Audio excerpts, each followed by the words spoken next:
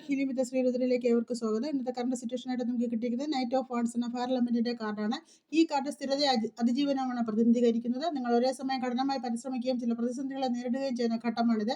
നേരത്തെയും കഷ്ടപ്പെട്ടിട്ടുണ്ടാകാം, പക്ഷേ ഇപ്പോഴും അതൊക്കെ കൈവിട്ട് കളയാൻ മനസ്സിലാത്തൊരവസ്ഥയാണ് കാണുന്നത്.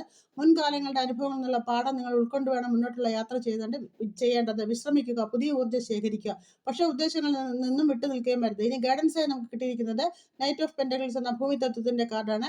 ആരോഗ്യകരമായ സാമ്പത്തികമായ തീരുമാനങ്ങൾ, സ്ഥിരതയുള്ള വിജയം എന്നിവ ഈ കാർഡ് സൂചിപ്പിക്കുന്നു. കഴിഞ്ഞ കാർഡിലെ സൂചന പോലെ നിങ്ങൾ ഇപ്പോൾ ചെയ്യുന്ന കഠിനമായ ജോലികളിൽ ദീർഘകാലത്തേക്കുള്ള വിജയപാത തുറക്കുന്നതായി കാണാം. പ്രായോഗിക ദൃഷ്ടിയോടെ ശ്രദ്ധയോടെ പ്ലാൻ ചെയ്യുക. സാമ്പത്തികമായ അടിത്തറ ഉണ്ടാക്കുക. ഓവർ വർക്ക് ചെയ്യാതെ ശക്തി സംഭരിക്കുക. ബുദ്ധിമുട്ടുകൾ തരണം ചെയ്യാനുള്ള ധൈര്യം സംഭരിക്കുക. ലക്ഷ്യത്തിൽ ഉറച്ചു നിൽക്കുക.